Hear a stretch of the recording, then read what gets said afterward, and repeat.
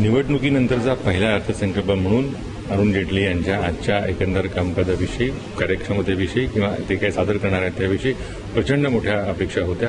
त्या पूर्णपणे साध्य झाल्या असं निश्चितच म्हणता येणार नाही, पण त्या अपेक्षांना तडा जाईल असं देखील त्यांच्याकडनं काही घडलंय असंही म्हणता येणार नाही. एका अर्थाने त्यांनी तो खूप असं सांभाळून केलेली कसरत असं या अर्थसंकल्पाचं वर्णन करावं लागेल. सुधारणांच्या पातळीवर त्यांच्याकडनं महत्वाच्या घोषणा अपेक्षित होत्या, तशी भूमिका नरेंद्र मोदी यांनी घेतलेली होती, जेटली यांनी घेतलेली होती. म्हणजे विशेषतः पूर्वलक्षी प्रभावानं कर लादणं असेल किंवा गार नावाने जो कर गेल्या अर्थसंकल्पामध्ये प्रणब मुखर्जींनी आणि चिदंबरम यांनी तो आणलेला होता, त्याविषयी तो काढला जाईल अशी घोषणा अपेक्षित होती, ती झालेली नाही. त्या संदर्भामध्ये त्यांनी नुसते एवढंच विधान केलेलं आहे की पूर्वलक्षी प्रभावाने जे काही कर प्रस्ताव असतील त्याचं विश्लेषण करण्यासाठी एक समिती नेमण्यात येईल. म्हणजे पुन्हा एकदा एक टप्पा त्याच्यामध्ये त्यांनी तो टांगती तलवार अशा स्वरूपाचा ठेवलेला आहे. हा एक भाग झाला. चांगल्या बाजूने बघायला गेलं तर अर्थातच भाजपचा, सत्ताधारी पक्ष असलेल्या भाजपचा मध्यमवर्गीय मतदार हा आधार आहे, हा त्यांचा गाभा आहे. त्याला त्यातल्या त्यात बरं वाटावं अशा काही 3 महत्वाच्या घोषणा त्यांनी केलेल्या आहेत. घरासंदर्भामध्ये जी कर्जावरती जी सवलत असते ती वाढवलेली आहे.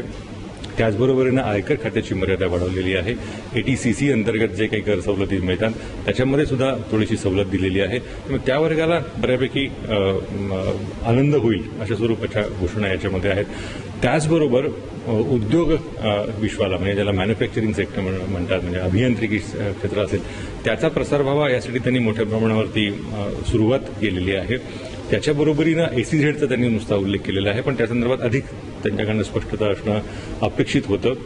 त्यामुळे 2 भागात या अर्थसंकल्पाचं त्याची विभागणी करायला हवी. एक, हा भव्य असं काही दाखवण्यामध्ये अर्थसंकल्प यशस्वी झाला आहे किंवा नाही, आणि त्याचबरोबरीनं अर्थसंकल्पाची भव्यता दाखवताना अनेक छोट्या छोट्या गोष्टींना स्पर्श करावा लागतो. त्या बाबतीत काय झालेलं आहे, इथल्या दुसऱ्या प्रश्नाचं जर उत्तर द्यायला गेलं तर त्या बाबतीमध्ये अरुण जेटली यांनी बऱ्याच मोठ्या प्रमाणावरती अनेक विषयांना स्पर्श केलेला आहे. अगदी ते शालेय पातळीवरती सुद्धा येऊन पोहोचलेले आहेत. त्या अनुषंगानं ज्या काही त्यांनी घोषणा केल्या त्या एका अर्थाने महत्वाच्या आहेत. उदाहरणार्थ, खेळासाठी मणिपूरसारख्या राज्यामध्ये स्वतंत्र विद्यापीठ काढणं, काही व्यवस्थापन संस्था वेगवेगळ्या राज्यामध्ये काढणं, हे त्यांनी केलेलंच आहे. पण त्याचबरोबरीनं या छोट्या गोष्टी करत असताना अर्थमंत्री म्हणून एक काहीतरी मोठी दिशा दाखवायची असते. नवीन आपण काही उपक्रम करतोय, नवीन काहीतरी घडवतोय किंवा नवीन काहीतरी सुरू करतोय असा एक संदेश द्यायचा असतो. त्याच्यामध्ये मात्र ते कमी पडलेत असं निश्चितच म्हणता येऊ शकेल. त्या अनुषंगानं त्यांच्या अर्थसंकल्पामध्ये, या पहिल्यावाल्या अर्थसंकल्पामध्ये एका अर्थाने तो महाअर्थसंकल्प म्हणायला हवा. जवळपास 2.25 तास जेटली तो सादर करत होते. पण या 2.25 तासांमध्ये त्यांनी ज्या काही गोष्टी केलेल्या आहेत त्या अत्यंत अशा छोट्या छोट्या म्हणता येतील अशा स्वरूपाच्या आहेत.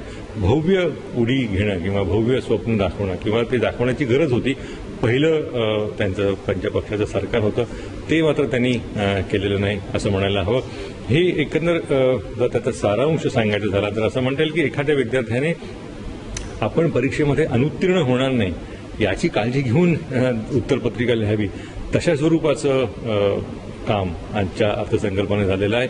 या आजच्या अर्थसंकल्पामुळे अरुण जेटली नक्कीच अनुत्तीर्ण होणार नाहीत, त्यांच्यावरती टीका होणार नाही, पण त्याचबरोबरीनं त्यांनी काहीतरी उत्तम केलं असंही म्हणता येणार नाही.